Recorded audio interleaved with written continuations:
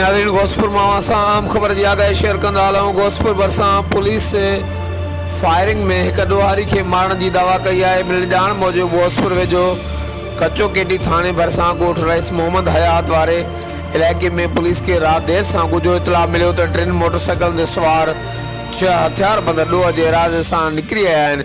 अहिड़े इतला बाद मुख़्तलिफ़ थाननि जी पुलिस वाक़े वारे हंधि पहुची इलाइक़े खे कड़ो चाढ़े सर्च ऑपरेशन कयो त ॾोहारी पुलिस के ॾिसी मथनि जदीद हथियारनि सां फायरिंग करे ॾिनी। ॿिन्ही धुरनि जी फायरिंग में इलाइक़ो जंग जो मैदान बणिजी वियो ऐं इलाइक़े जा माण्हू ख़ौफ़ सबबि घरनि में लिकी विया।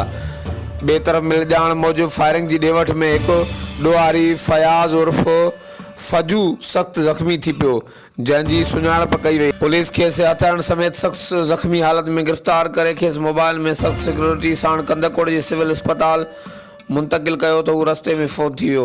इलाइक़े में चोबोल आहिनि त गिरफ़्तार ॾोहारी इलाइक़े जे घुरबल ॾोहारी नवाब जागीरानी जो वॾो पुटु फयाज़ जागीरानी उर्फ़ फजू ॿुधायो पियो वञे, जेको राति देर सां जदीद हथियार साण करे वारदात बहाने सख़्तियुनि सां निकिरी आयो। पुलिस सां राब्तो कयो वियो त हुननि वाक़े जी तस्दीक कंदे चयो त फायरिंग में 2 ॾोहारी ॿिया बि ज़ख़्मी थिया आहिनि, जंहिंखे संदसि साथी ज़ख़्मी हालत में भॼाए कचे तरफ़ खणी वञण में कामयाब थी विया आहिनि। हर वक़्तु आगाह लाइ ॾिसंदा रहो JTN वेब न्यूज़।